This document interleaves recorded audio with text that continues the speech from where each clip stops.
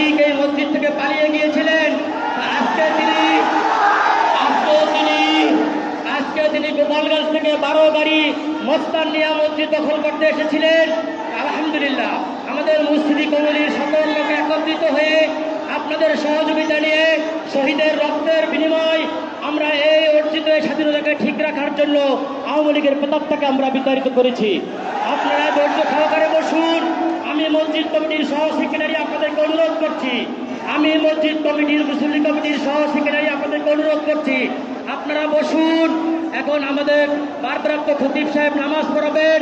আপনারা ধৈর্য সহকারে বসুন, নামাজের পরিবেশ তৈরি করুন। আপনারা ধৈর্য সহকারে বসুন, নামাজের পরিবেশ তৈরি করুন। بلغ العلا بكماله كتب الدجى بجماله حسنت جميع خصاله صلوا عليه وآله. بلغ العلا بكماله كتب الدجى بجماله حسنت جميع خصاله صلوا عليه وآله. সম্মানিত মুসল্লিরা, এখানে আপনারা মেহরবানি করে বসুন।